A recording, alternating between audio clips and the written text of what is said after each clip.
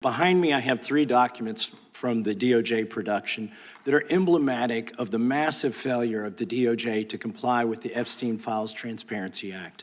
To my right is an email that was sent by the victim's lawyers to the DOJ. It was a list of names not to redact, a list of names not to release. What did the DOJ do with this email? They released this email in the document production. Literally the worst thing you could do to the survivors, you did. And they're getting phone calls. A lot of these people didn't want to be known. And we know you touched the document because you redacted one name and you redacted the lawyer's name, but you left the survivor's name there. The next document I want to show you, that was in the title, the victim's survivors' names, all right? The title of this one is Child Sex Trafficking, Co-Conspirators. Fully redacted. And by the way, I'm going to unredact them here. Les Wexner is in this. Now your your deputy attorney general said, oh, well, he appears hundreds of times in the files, but he doesn't appear in this file until I forced you to release it, where he's listed as a co-conspirator, not to tax evasion, but to child sex trafficking. Not to prostitution, not to money laundering, child sex trafficking. And then finally, what we have here is the third exhibit that I have is emblematic of the FD 302 release. These are the documents that we need that you're holding on to and over-redacting because they have the names of the men who are implicated. How do we know? Because the survivors gave testimony to the FBI, and it's in there. And what happens when you go to the portal at the DOJ to look at what's behind this redaction? Another redaction.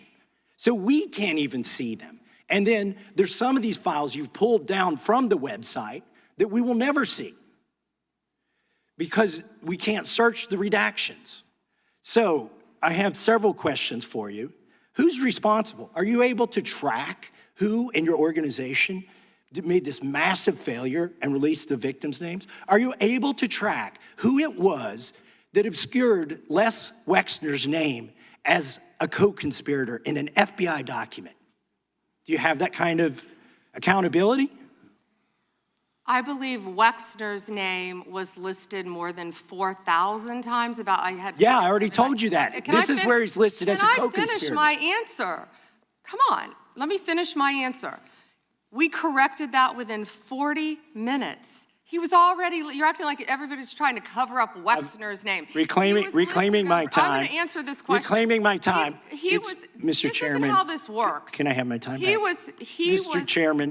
The gentlelady can give her answer. The time belongs to the gentleman from Kentucky. All right, I'm reclaiming my time. Can I give my answer? So yes. I'm going to put the language of the bill up on the screen. Chairman, may I give my answer on that?